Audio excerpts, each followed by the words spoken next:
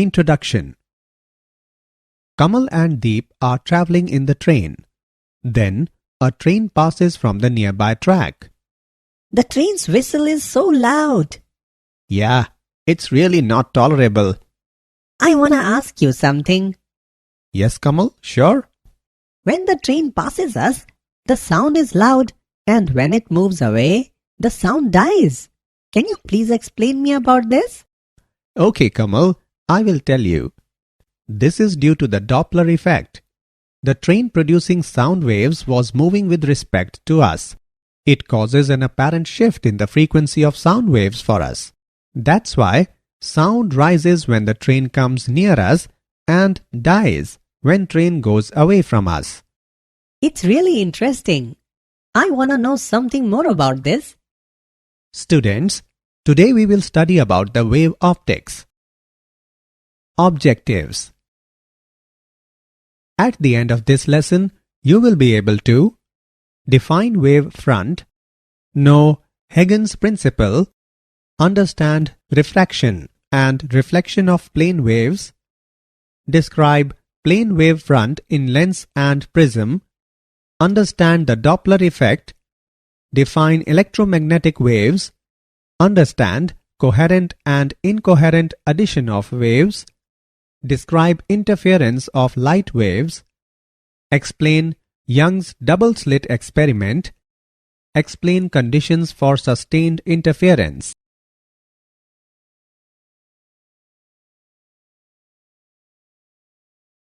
Wave front.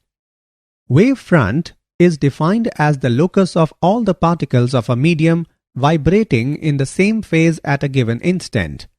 A line perpendicular to a wave front is called a ray. The phase difference between any 2 points situated on the same wave front is zero. The shape of a wave front depends upon the shape of the source of disturbance. The distance from one crest to the next crest is equal to wavelength lambda. The phase difference between any 2 points in the same phase on 2 consecutive wave fronts is 2 pi. So, at any given crest and trough, the phase is 2n pi and 2n plus 1 pi respectively, where n is an integer.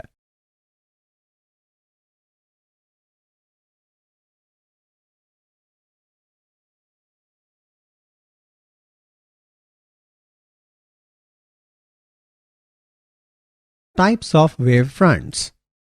There are different types of wave fronts which are given as spherical wave front. The wave front of light waves radiated by a point source may be represented by spherical surfaces concentric with the source. Plane wave front. At large distances from a point source, the spherical wave fronts are of very large radii and small portions of these can be considered planes. Cylindrical wave front. A line source can produce a cylindrical wave front coaxial with the source.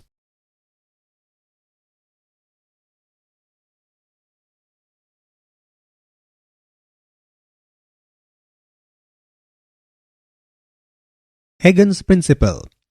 Huygens principle is a geometrical construction for finding the shape of a new wave front at some instant.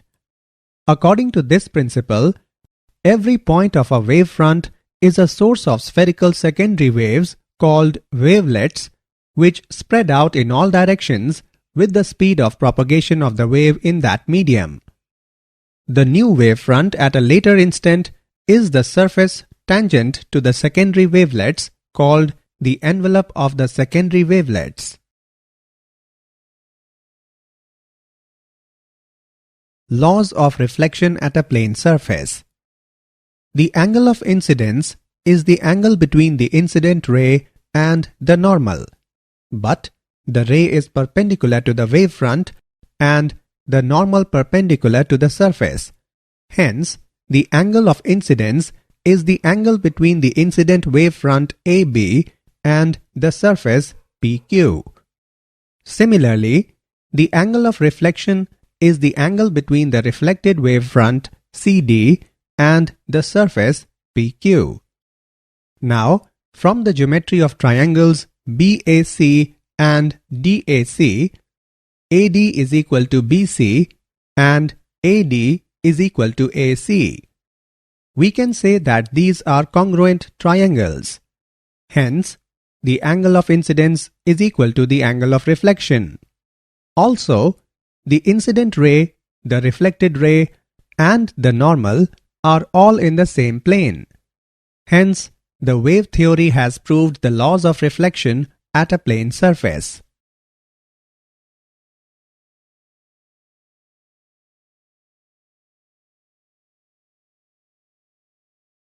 Reflection of plane waves. Consider a parallel beam of light incident on a plane surface separating two media. The planes AB, A1-B1 and A2-B2 are the positions of the incident wavefront at different instants.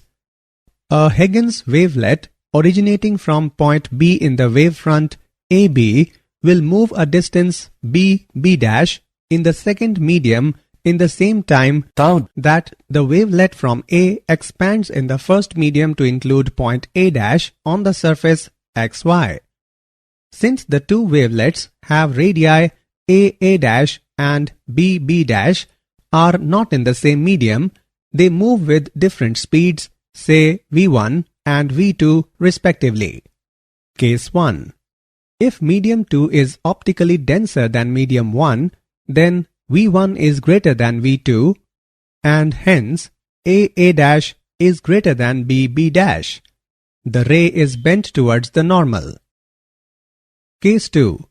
If medium 2 is optically rarer than medium 1, then v1 is less than v2 and hence A is less than B. The ray is bent away from the normal. Distance A is equal to v1 is equal to lambda 1, the wavelength of light wave in medium 1. Distance B is equal to v2 is equal to lambda 2, the wavelength of light wave in medium 2. Therefore, v1 by v2 is equal to lambda 1 by lambda 2, or it can be written as v1 by lambda 1 is equal to v2 by lambda 2 is equal to nu. The above expression shows that the frequency of the light wave remains unchanged during refraction. The wavelength decreases when the light wave refracts into a denser medium and the wavelength increases when the light wave refracts into a denser medium.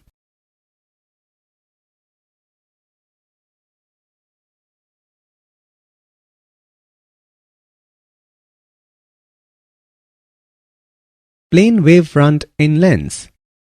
Consider a plane wavefront ACB incident on a double convex lens. According to Huygens hypothesis, each point of the wavefront acts as a source of secondary waves. These secondary waves will travel through different thickness of the lens. The time taken by the secondary wave to travel through CP1 in air plus P1-P2 in lens will be the same as the time taken by waves to travel through AX plus XD in air. So, all the secondary waves from the incident plane wavefront ACB reach dP2E at the same time. Thus, dP2E is the refracted wavefront. This wavefront is converging in nature. Plane wavefront in prism. Consider a plane wavefront BD incident on the prism. According to Huygens hypothesis, each point of the wavefront acts as a source of secondary waves. These secondary waves will travel through different thicknesses of the prism. The time taken by a secondary wave to travel through distance BC in the material of the prism is the same as the time taken by a secondary wave to travel through a distance dA plus AE in air. The distance travelled in air is clearly greater than the distance travelled in prism. This is because the velocity of secondary wave in the material of the prism is less than that in air. All the secondary waves starting from BD reach CE at the same time. So, CE is the emergent wave front. The Doppler effect. Consider when there is a medium and the source moves away from the observer, then latter wave fronts have to travel a greater distance to reach the observer. The time taken between the arrivals of two successive wave fronts is hence longer at the observer than is at the source. Thus, the frequency as measured by the source will be smaller. This is known as the Doppler effect. The Doppler effect is observed whenever the source of waves is moving with respect to an observer. The Doppler effect can be described as the effect produced by a moving source of waves in which there is an apparent shift in frequency for observer.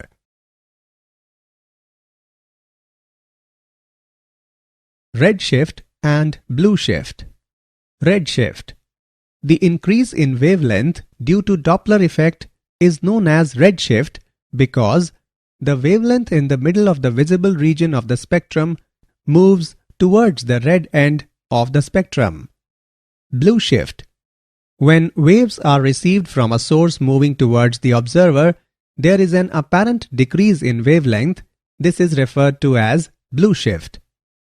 The Doppler shift is given by delta nu by nu is equal to minus v radial by c, where v radial is the component of the velocity along the line joining the source and observer.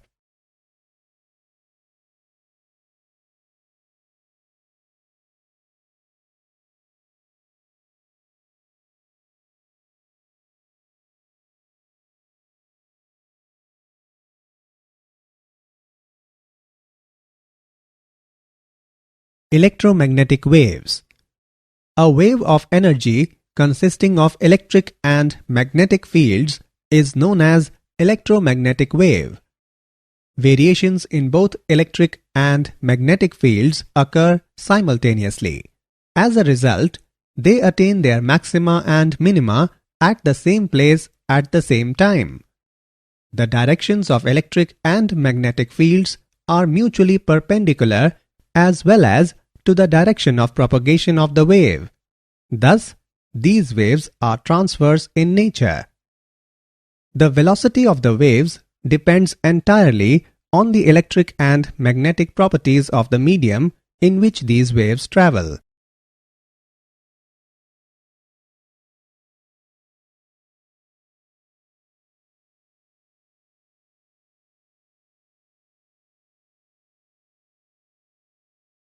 Superposition of waves.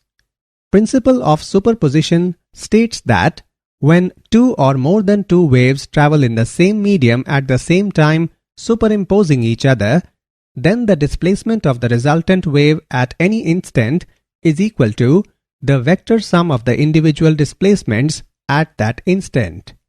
Let vector y1, y2, y3 and so on be the displacement vectors due to the individual waves at any instant acting separately, then, according to the principle of superposition, the displacement of the resultant wave at that instant is given by vector y1 plus y2 plus y3 plus so on. Coherent and incoherent sources of waves. Coherent sources of light are those sources of light which emit light waves of same wavelength, same frequency, and in same phase or having constant phase difference. There are two general methods for producing coherent sources are follows. By division of wavefront. In this method, the wavefront is divided into two or more parts by use of mirrors, lenses, or prisms. By division of amplitude. In this method, the amplitude of incoming beam is divided into two or more parts by partial reflection or refraction. These divided parts travel different paths and are finally brought together to produce interference. Incoherent sources emit light with frequent and random changes of phase between the photons. Tungsten filament lamps and ordinary fluorescent tubes emit incoherent light.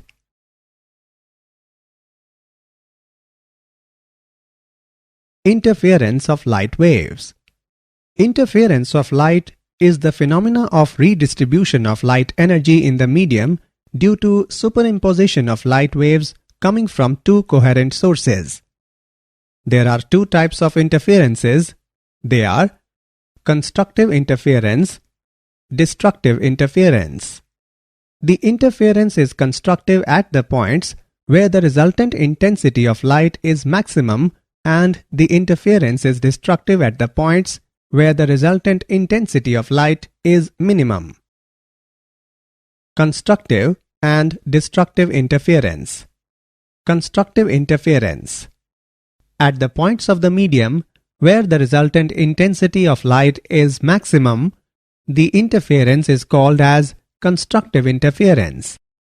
For constructive interference, phi is equal to 2n pi or p is equal to n lambda, where n is equal to 0, 1, 2, 3 and so on. Phi is equal to phase difference. P is equal to path difference. Lambda is equal to wavelength of light. Destructive interference. At the points of the medium where the resultant intensity of light is minimum, the interference is called as destructive interference. For destructive interference, phi is equal to 2n plus 1 pi or p is equal to 2n plus 1 lambda by 2. Young's double-slit experiment. In Young's experiment, monochromatic light from a source passes through a narrow slit S and falls on two closely spaced narrow slits S1 and S2 placed at some distance from S. The slits S1 and S2 act as coherent sources of light waves because the light from each is derived from the same primary source S.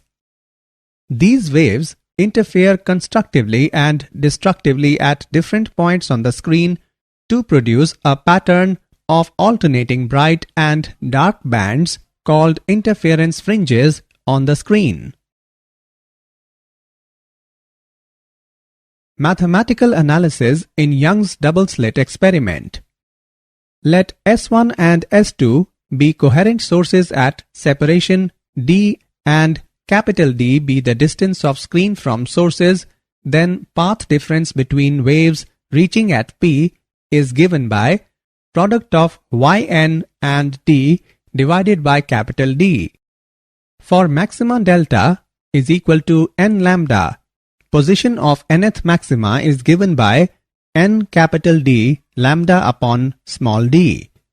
Position of nth minima is given by n minus 1 upon 2 into capital D lambda upon small d. Fringe width.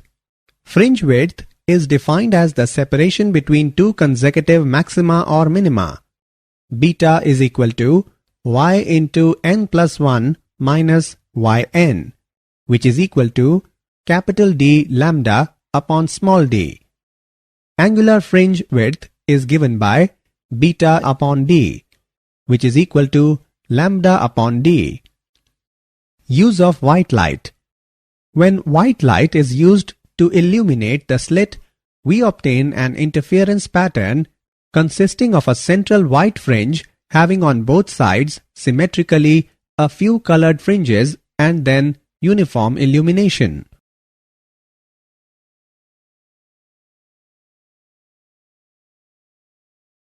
Example. Let's take an example on Young's double-slit experiment.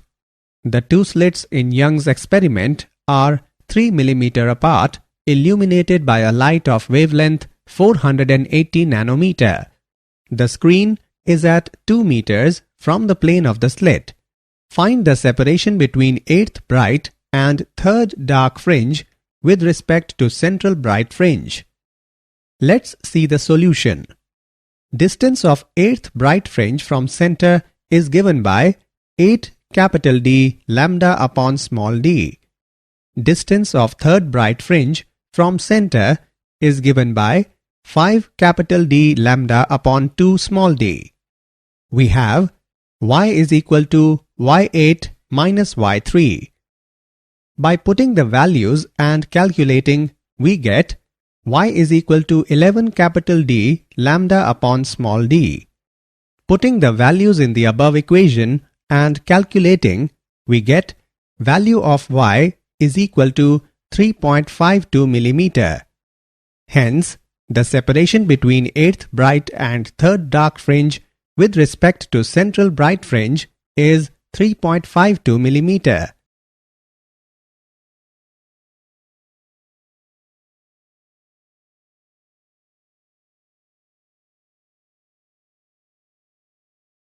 Conditions for sustained interference.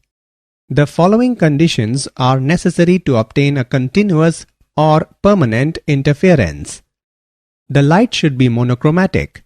If this is not so, the fringes of different colors will overlap. The two sources producing interference must be coherent. The wave trains causing the interference must have light waves of the same wavelength and same velocity. The two interfering wave trains must have the same plane of polarization. To observe interference fringes clearly, it is necessary that the fringe width is sufficiently large.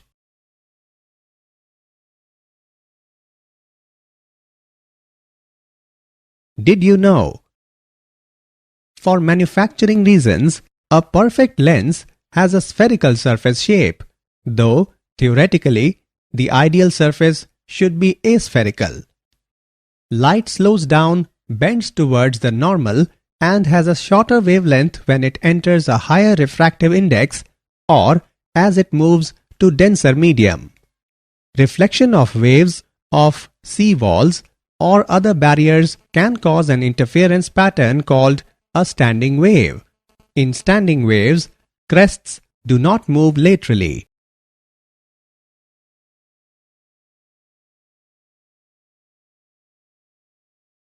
Summary.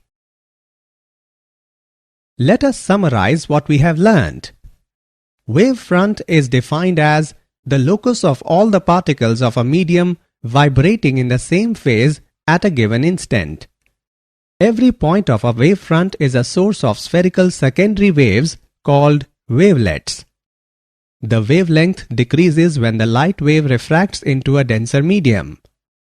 The Doppler effect is defined as the effect produced by a moving source of waves in which there is an apparent shift in frequency for observer. When waves are received from a source moving towards the observer, there is an apparent decrease in wavelength. This is referred to as blue shift.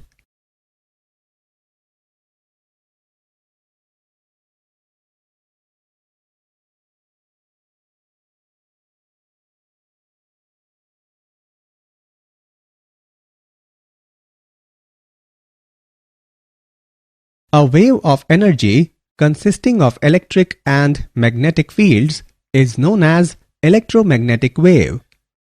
Coherent sources of light are those sources of light which emit light waves of same wavelength, same frequency, and in same phase or having constant phase difference. Interference of light is the phenomena of redistribution of light energy in the medium due to superposition of light waves coming from two coherent sources.